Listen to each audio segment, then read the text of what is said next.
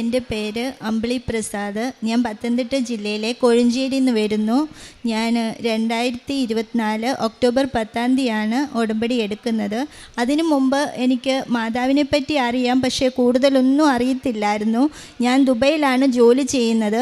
ഇപ്പോൾ ഞാൻ സാക്ഷ്യം പറയാനായിട്ട് ദുബൈയിൽ നിന്ന് 2 ആഴ്ചത്തെ ലീവ് എടുത്ത് വന്നതാണ്.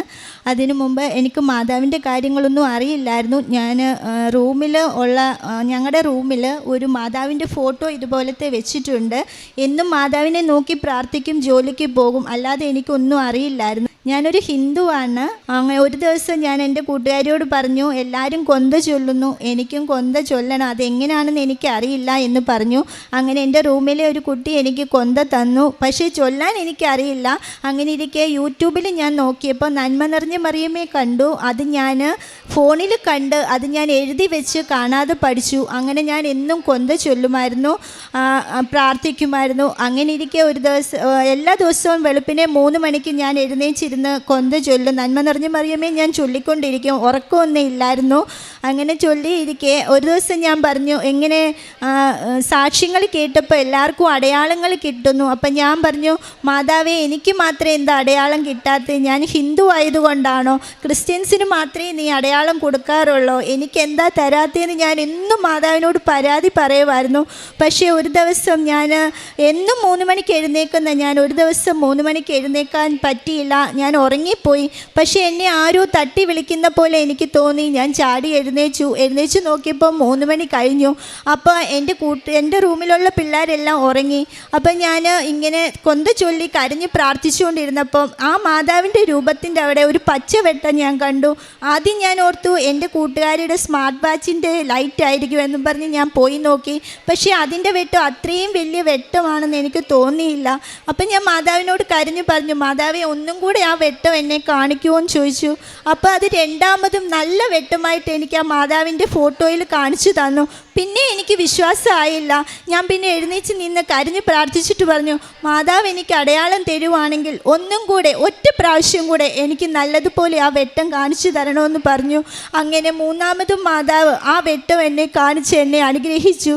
അത് കഴിഞ്ഞ് പിന്നെ ഞാൻ ഉടമ്പടിയൊന്നും എടുത്തിട്ടില്ല. അതെന്താണെന്നും എനിക്കറിയില്ല. ഇവിടുത്തെ പത്രം വേണമെന്ന് എനിക്ക് ഭയങ്കര ആഗ്രഹമായിരുന്നു. അങ്ങനെ ഞാൻ എൻ്റെ ഹസ്ബൻഡിനോട് പറഞ്ഞു, നിങ്ങൾ കൃപാസനം എവിടെയാണ്, എന്താണ് അവിടെ, ഒന്ന് പോയി നോക്കിയിട്ട് വരുമെന്ന് പറഞ്ഞു. അങ്ങനെ പുള്ളി ഇവിടെ വന്നപ്പോൾ അച്ഛൻ്റെ പ്രസംഗം നടന്നുകൊണ്ടിരിക്കുമായിരുന്നു. ഇവിടെ വന്ന് ആരോ പുള്ളിക്കൊരു പത്രം കൊടുത്തു. പിന്നെ ഇവിടുന്ന് ലോക്കറ്റും വാങ്ങിച്ച് എൻ്റെ അനിയത്തിയുടെ കൊടുത്തു വിട്ടു.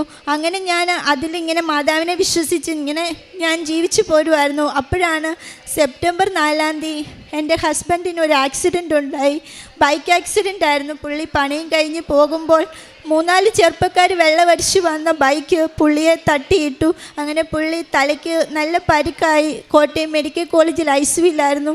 ഞാൻ പിറ്റേ ദിവസം തന്നെ നാട്ടിലെത്തി. പക്ഷേ ഡോക്ടർ പറഞ്ഞു, തല ഫുള്ള് പോയി, 6 വാരിയല് പൊട്ടിപ്പോയി, ഈ ഒരു സൈഡ് ഫുള്ള് പോയെന്ന് പറഞ്ഞു. ബോധമെന്ന് പറയണേ ഇല്ല, തിരിച്ച് കിട്ടത്തില്ല എന്ന് പറഞ്ഞു. എന്നാലും ഞാൻ എന്നും ICUവിൽ കയറുമ്പം എൻ്റെ കൊന്ത ഞാൻ അദ്ദേഹത്തിൻ്റെ നെറ്റിയിൽ വെച്ച് ഞാൻ നന്മ നിറഞ്ഞ മറിയമേ ചൊല്ലും. എന്നിട്ട് ഒരു ദിവസം ഡോക്ടർ പറഞ്ഞു, പുള്ളിയെ കിട്ടുമെന്ന് തോന്നുന്നില്ല എന്ന് പറഞ്ഞു. അപ്പം ഞാനും മോനും പ്രാർത്ഥിച്ചു, എൻ്റെ മാതാവേ നീ എനിക്ക് തിരിച്ച് തന്നില്ലെങ്കിലും വേണ്ടില്ല, പുള്ളി ഒരു ദിവസം വെന്റിലേറ്ററിന് മാറ്റി എനിക്ക് പുറത്തിറക്കി തരണം, എന്നെയും കുഞ്ഞിനെയും മനസ്സിലാക്കണമെന്ന് ഞാൻ പറഞ്ഞു. അങ്ങനെ സെപ്റ്റംബർ 12 രാത്രി പുള്ളിയെ പുറത്തിറക്കി തന്നു. വെന്റിലേറ്റർ മാറ്റി ഓക്സിജൻ മാസ്ക് വെച്ച് എനിക്ക് ഇറക്കി തന്നു. പിറ്റേ ദിവസം രാവിലെ തൊട്ട് ഉച്ചവരെ പുള്ളിക്ക് ബോധം ഉണ്ടായിരുന്നു. ഞാൻ പറയുന്ന കാര്യമെല്ലാം പുള്ളിക്ക് മനസ്സിലായി, എന്നെയും കുഞ്ഞിനെയും മനസ്സിലായി. പക്ഷേ 14-ാം തീയതി 6:15 പുള്ളി മരിച്ചു. ഈ മാസം 14 7 മാസമായി അദ്ദേഹം ഞങ്ങളെ വിട്ടുപോയിട്ട്. അങ്ങനെ പിന്നെ ഞാൻ ഒക്ടോബറിൽ ഇവിടെ വന്ന് ഉടമ്പടി എടുത്തു മോനെയും കൊണ്ട് ഞാൻ തിരിച്ചു പോയി. മോൻ അവിടെ ജോലി എന്താണെന്നോ, അവൻ AC മെക്കാനിക്കലാണ് പഠിച്ചേ. അത് കിട്ടുമോ ആരെയും എനിക്കറിയില്ല, ആരോടെ പറയേണ്ടതെന്നും അറിയില്ല. പക്ഷേ ഞാൻ ഒന്നും നോക്കിയില്ല, എൻ്റെ മോനെയും കൊണ്ട് കയറിപ്പോയി.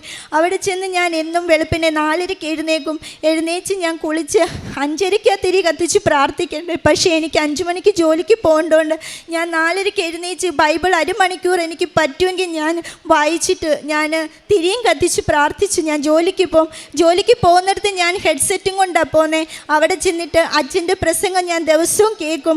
എന്നിട്ട് അച്ഛൻ പറയുന്ന ഓരോ വാക്യങ്ങളും ഞാൻ ബുക്ക് എടുത്ത് അതിൽ എഴുതി വെക്കും. ആ ജോലിയുടെ ഇടയിലും ഞാൻ എല്ലാം എഴുതി വെച്ചിട്ട് ഞാൻ വീട്ടിൽ വൈകിട്ട് വരുമ്പോൾ ഞാൻ കുളിച്ച് സന്ധ്യപ്രാർത്ഥന ചൊല്ലിക്കഴിഞ്ഞ് ആ വാക്യങ്ങളെല്ലാം ബൈബിളിൽ ഞാൻ വരച്ചു വെക്കും. നല്ല പ്രധാനപ്പെട്ട വാക്യങ്ങളാണെങ്കിൽ ഞാൻ ബുക്കിൽ എഴുതി വെക്കും. അങ്ങനെയൊക്കെ ഞാൻ മാതാവിനെ കൂടുതൽ വിളിച്ചു. ജോലിക്ക് പോകുമ്പോഴെല്ലാം ഞാൻ മാതാവിനോട് സംസാരിക്കാൻ തുടങ്ങി. ഞാൻ പറഞ്ഞു, മാതാവേ, എനിക്കാരുമില്ല, ഞാനും മോനും മാത്രമേ ഉള്ളൂ. നിങ്ങളാണ് എൻ്റെ അച്ഛനും അമ്മയും. നിങ്ങൾ എന്താണെന്ന് വെച്ചാൽ എനിക്ക് ചെയ്തു തരണം. എൻ്റെ കുഞ്ഞിന് ജോലിയായില്ല എന്ന് പറഞ്ഞു. അങ്ങനെ ഇരിക്കെ ഫെബ്രുവരി 27 അവൻ്റെ വിസ തീരുക. വിസ പുതുക്കാൻ എൻ്റെ കയ്യിൽ കാശില്ല. തലേദിവസം ഞാൻ വന്ന് കരഞ്ഞ് പ്രാർത്ഥിച്ചിട്ട് പറഞ്ഞു, മാതാവേ, ഞാൻ ഉടമ്പടിയിലാണ്, നീ എന്താണെന്ന് വെച്ചാൽ എനിക്ക് ചെയ്തു തരണം. ഒന്നിൽ എൻ്റെ കുഞ്ഞിന് ജോലി കിട്ടണം, ഇല്ലെങ്കിൽ അവൻ്റെ വിസ പുതുക്കാനുള്ള പൈസ എനിക്ക് എങ്ങനെയെങ്കിലും കിട്ടണമെന്ന് പറഞ്ഞു. അന്നൊക്കെ നാട്ടിൽ വരാൻ പറ്റത്തില്ലായിരുന്നു വിസിറ്റിംഗ് വിസക്കാർക്ക്. അത് കഴിഞ്ഞ് പിറ്റേ ദിവസം ഞാൻ പാർട്ട് ടൈം ജോലിക്ക് പോകുന്ന ഒരു വീടുണ്ട്, അവിടുത്തെ കൊച്ചു വിളിച്ചു പറഞ്ഞു, ചേച്ചി, അപ്പൂൻ്റെ പെട്ടെന്ന് CV അയച്ചതാ, ഞങ്ങൾ അവൻ്റെ CV ഒന്ന് കൊടുത്തു നോക്കട്ടെന്നും പറഞ്ഞു. ആ CV കൊടുത്തു നോക്കി.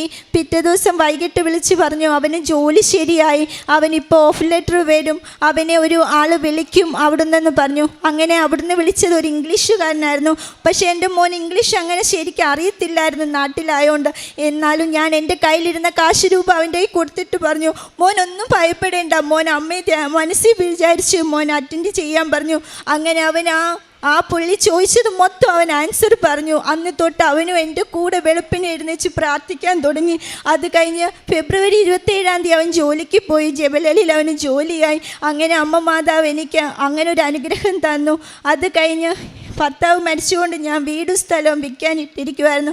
പക്ഷെ അത് വിൽക്കാൻ പറ്റിയില്ല. വരുന്നവരെല്ലാം ഓരോന്നൊക്കെ പറയും, മരിച്ചു പോയ ആളെ അവിടെ കാണും ഇവിടെ കാണും എന്നൊക്കെ പറയുമ്പോൾ എല്ലാവരും അങ്ങ് തിരിച്ചു പോകുമായിരുന്നു. പക്ഷേ അതെനിക്ക് ഭയങ്കര സങ്കടമായി. ഞാൻ അങ്ങനെ ഇവിടെ അച്ഛനെ കാണാൻ വന്നു. ഞാൻ വന്നപ്പോൾ നല്ല തിരക്കായിരുന്നു. എന്നാലും അമ്മ മാതാവിൻ്റെ കൃപ കൊണ്ട് എനിക്ക് 2ാമത്തെ ടോക്കൺ കിട്ടി. ഞാനിവിടെ വന്ന് അച്ഛൻ്റെ മുന്നിൽ മുട്ടുകുത്തി പ്രാർത്ഥിച്ചു. അച്ഛനും പ്രാർത്ഥിച്ചു, തലയിൽ കൈവച്ചു. എന്നിട്ട് എനിക്കൊരു ലോക്കറ്റ് തന്നു. അത് വീടിൻ്റെ മുന്നിൽ കുഴിച്ചിട്ടിട്ട് ഉപ്പ് കൊണ്ട് പ്രാർത്ഥിക്കണമെന്ന് പറഞ്ഞു. പക്ഷേ എൻ്റെ കയ്യിൽ ഉപ്പില്ലായിരുന്നു. ഞാൻ ഇവിടുന്ന് എടുത്തുകൊണ്ട് പോയ മണ്ണിട്ട് ഞാൻ പ്രാർത്ഥിച്ചു. എൻ്റെ ഫലമായി 2ാം ദിവസം ഒരു ക്രിസ്ത്യൻസ് തന്നെ എൻ്റെ വീട് ഞാൻ പ്രതീക്ഷിച്ചതിലും വലുതായിട്ട് എനിക്ക് പൈസ തന്ന് എൻ്റെ വീട് വാങ്ങിച്ചു. അതുകൊണ്ട് എനിക്ക് വേറൊരു സ്ഥലവും വാങ്ങിക്കാൻ പറ്റി. അങ്ങനെ മാതാവ് എന്നെ പിന്നെ അനുഗ്രഹിച്ചു. അത് കഴിഞ്ഞ് ഞാൻ 3-4 പേരെ ഇവിടെ കൊണ്ടുവന്നിട്ടുണ്ട്. അവർ ഉടമ്പടി എടുത്തു. 3 പേരെ ഞാനിവിടെ കൊണ്ടുവന്നു. പത്രമൊക്കെ ഞാൻ ബസ് സ്റ്റാൻഡിലും പിന്നെ ബസ് കാത്ത് നിൽക്കുന്നവർക്കും കടകളിലും ഒക്കെ കൊടുക്കാൻ തുടങ്ങി. കടകളിൽ കൊടുക്കുമ്പോൾ അവിടുത്തെ സെയിൽസ് ഗേൾസ് പറയും, ചേച്ചി, ഞങ്ങൾക്ക് അവിടെ പോകണമെന്ന് ആഗ്രഹമുണ്ട്. എല്ലാവരും പറയുന്ന കേട്ട് ഞാനപ്പോൾ അരമണിക്കൂർ അല്ലെ 3/4 മണിക്കൂർ നിന്ന് എൻ്റെ എല്ലാ കാര്യങ്ങളും പറഞ്ഞ് അവരെ അത് മനസ്സിലാക്കി അവർക്കിവിടെ വരുവാനുള്ള. ഞാൻ പറഞ്ഞു, വരുവാൻ പൈസ ഇല്ലെങ്കിൽ ഞാൻ കൊണ്ടുപോകാം നിങ്ങളെന്ന് പറഞ്ഞു. അപ്പോൾ പറഞ്ഞു, ചേച്ചി, ഒരു ദിവസം ഞങ്ങൾക്കും പോകണം അവിടെ. അങ്ങനെ ഞാൻ അല്ലാതെ 2-3 പേര് ഇവിടെ വിട്ട് അവർ ഉടമ്പടി എടുത്തു. അത് കഴിഞ്ഞ് മോന് ജോലി കിട്ടി. മോൻ പോയി കഴിഞ്ഞപ്പോൾ ഞാൻ റൂമിൽ തന്നെയായപ്പോൾ എനിക്ക് ഭയങ്കര വിഷമം, പുള്ളിയെ ഓർത്ത് ഡിപ്രഷൻ പോലൊക്കെ വരും. എന്നും ഞാൻ കരയും. സന്ധ്യ കഴിഞ്ഞ് റൂമിൽ വരുമ്പോൾ ആരുമില്ല, ഞാൻ തന്നെ. അപ്പം ഞാൻ ഒരു ദിവസം ഇങ്ങനെ ഇരിക്കുമ്പോൾ അച്ഛൻ്റെ ഒരു പ്രസംഗം ഞാൻ യൂട്യൂബിൽ കണ്ടു. അപ്പോൾ എനിക്ക് തോന്നി അത് അച്ഛൻ എനിക്ക് വേണ്ടി പറഞ്ഞ പ്രസംഗമാണല്ലോ മാതാവി എന്ന് പറഞ്ഞു. കാരണം മരിച്ചവരെ ഓർത്ത് നീ സങ്കടപ്പെടല്ല, മരിച്ചവരെ ഓർത്ത് കരയില്ലെന്നും പറഞ്ഞ ഒരു പ്രസംഗം അതിൽ വന്നു. അതിൽ പിന്നെ ഞാൻ ഇന്ന് വരെ എൻ്റെ ഹസ്ബൻഡിനെ ഓർക്കും, പക്ഷെ ഞാൻ ഇന്ന് വരെ കരഞ്ഞിട്ടില്ല. അത് ഓർത്തിരിക്കുകയും ചെയ്തിട്ടില്ല. പക്ഷെ എല്ലാത്തിനും എനിക്ക് മാതാവ് ബലം തന്നു. ഇത്ര എന്നെ ഇവിടെ കൊണ്ടെത്തിച്ചു. പിന്നെ ഞാൻ നടക്കുമ്പോഴെല്ലാം മാതാവിനോട് സംസാരിക്കാറുണ്ട്. മാതാവ് എനിക്കാരുമില്ല, നീ മാത്രമേ ഉള്ളൂ എന്നും പറഞ്ഞ് സംസാരിക്കാറുണ്ട്. അതിനെല്ലാം മാതാവ് എനിക്ക് ഉത്തരം തന്നിട്ടുണ്ട്.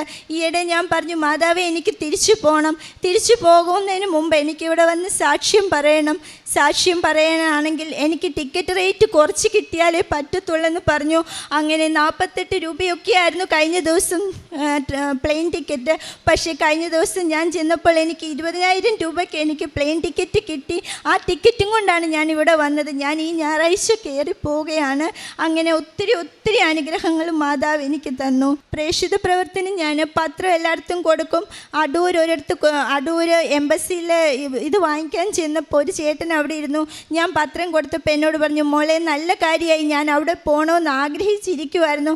എങ്ങനെ പോകണമെന്നോ എവിടെ എത്തണമെന്നോ എനിക്കറിയില്ല. ഞാൻ പക്ഷേ വഴിയെല്ലാം പറഞ്ഞു കൊടുത്ത് എൻ്റെ ഫോൺ നമ്പരും കൊടുത്ത് അദ്ദേഹം ഇവിടെ വന്നു. ഇവിടെ വന്നിട്ടും എന്നെ വിളിച്ചു, മോളെ ഇനി എന്താ ചെയ്യണ്ടേ? ഞാൻ പറഞ്ഞു, അച്ഛാ നേരെ കൗണ്ടറിൽ പോയാൽ മതി, അവിടെ പോയി ഉടമ്പടി എടുത്ത് കഴിഞ്ഞ് കുറച്ച് നേരം ഹാളിൽ വന്നിരുന്ന് പ്രാർത്ഥിക്ക്, അത് കഴിഞ്ഞ് മേളിൽ ക്ലാസ് തുടങ്ങും, അവിടെ പോയി ഉടമ്പടി എടുക്കണമെന്ന് പറഞ്ഞു. അങ്ങനെ ആ അച്ഛനെ കൊണ്ടും വേറെ 2 പേരെ കൊണ്ട് ഇവിടെ വന്ന് ഉടമ്പടി എടുക്കാൻ എനിക്ക് സാധിച്ചു. അത് കഴിഞ്ഞ് ഞങ്ങളുടെ അടുത്ത് ഒരു അനാഥ മന്ദിരമുണ്ട്. അവിടെ കുറേ അമ്മമാരുണ്ട്. ആ അമ്മമാർക്ക് ഞാൻ ഫുഡ് കൊണ്ട് കൊടുക്കും, പിന്നെ പുതിയ വസ്ത്രങ്ങൾ വാങ്ങിച്ചു കൊടുത്തു. അതുപോലെ നമ്മുടെ മുത്തൂറ്റ് ഹോസ്പിറ്റലിൽ ഡയാലിസിസ് ചെയ്ത് കുറേ പേര് ഇരിപ്പുണ്ട്. അവർക്ക് വണ്ടിക്കൂലിക്കും കഴിക്കാനും സാധനങ്ങളൊന്നും വാങ്ങിക്കാൻ കാശില്ലായിരുന്നു. അപ്പോഴൊക്കെ ഞാൻ അവിടെ കൊണ്ട് കാശ് കൊടുക്കും. എന്നെക്കൊണ്ട് പറ്റുന്ന സഹായങ്ങളെല്ലാം ഞാൻ എല്ലാവർക്കും ചെയ്യും. പൈസ ഞാൻ നോക്കൂല, എൻ്റെ കയ്യിലില്ലെങ്കിലും എവിടുന്നേലും കടം വാങ്ങിച്ചാണേലും ഞാൻ പ്രേക്ഷിത പ്രവർത്തനങ്ങളെല്ലാം, കാരുണ്യ പ്രവർത്തനങ്ങൾ ഞാൻ ചെയ്യുന്നുണ്ട്. അതിനെല്ലാം അമ്മ മാതാവിന് ഞാൻ തിരുക്കുമാരൻ നന്ദി പറയുന്നു.